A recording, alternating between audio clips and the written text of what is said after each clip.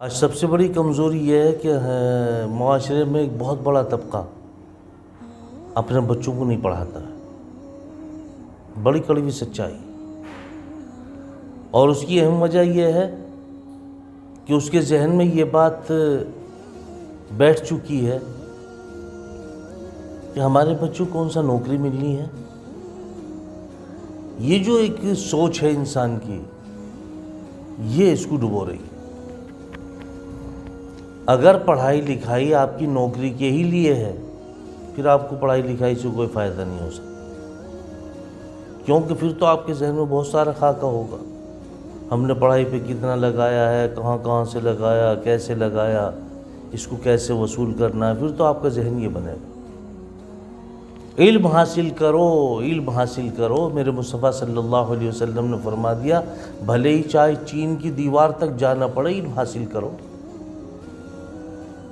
اب علم حاصل کرنے میں دشواری ہے ہمیں، نہ ہم دین کے نہ ہم دنیا کے۔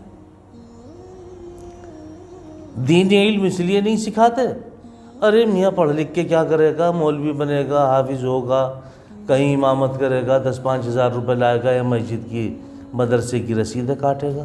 یہ ہماری سوچ بن چکی ہے۔ دوسرے نمبر پہ سوچ ہماری یہ ہے کہ ہمارے بچوں کو کون سا نوکری ملنی ہے میاں جو ہم پڑھائیں۔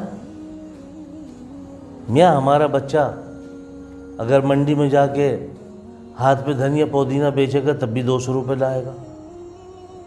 یہ سوچ انسان کو ختم کر رہی ہے۔ جس قوم کو بھی ختم کرنا ہو، اس کی تہذیب ختم کر دو، اس کی تعلیم چھین لو، اپنا آپ ختم ہو جائے۔ میرے بھائیوں، تعلیم کمانے کے لیے نہیں ہے، تعلیم آپ کا ہنر ہے، تعلیم آپ کو جینے کا راستہ بتاتی ہے، تعلیم سے تہذیب و تمدن آتا ہے، تعلیم سے بات کرنے کا شعور پیدا ہوتا ہے، تعلیم سے آپ آنکھوں میں آنکھیں ڈال کے بات کرنے کی ہمت رکھتے ہو۔ تعلیم اگر آپ کے پاس میں ہے تو آپ کسی بھی بات کا جواب دے سکتے ہو۔ اگر تعلیم آپ کے پاس میں ہے تو آپ کسی بڑی سے بڑی مشکل کا سامنا کر سکتے ہو، مقابلہ کر سکتے ہو۔ اگر آپ کے پاس میں تعلیم ہے تو آپ ظلم کو ہوتے ہوئے کو روک سکتے ہو۔ اگر آپ کے پاس میں تعلیم ہے تو آپ غلط ہاتھوں کو اٹھتے ہوئے روک سکتے ہو۔ اگر تعلیم آپ کے پاس میں نہیں ہے، آپ کچھ نہیں کر سکتے۔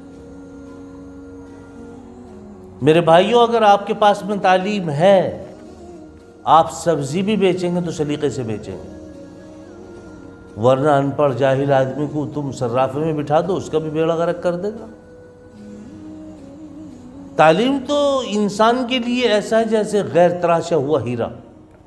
انسان بغیر علم کے ایسا ہے جیسے غیر تراشا ہوا ہیرا۔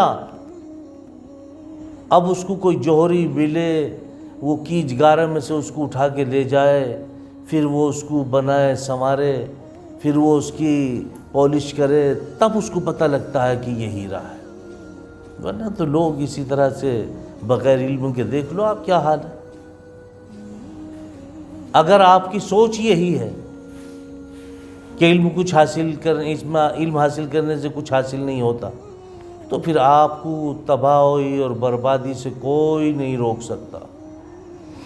آپ کی تباہی اور بربادی آپ کی سوچ بن چکی ہوگی پھر۔ ورنہ تو میرے بھائیوں، بھلے ہی چاہے آپ ایک وقت کا اپنے گھر میں فاقہ کریں، لیکن اپنے بچوں کو پڑھائیں، اپنے بچوں کو پڑھائیں۔ آپ نے ابھی دیکھا ہوگا ماحول، لاک ڈاؤن میں کیا ماحول تھا۔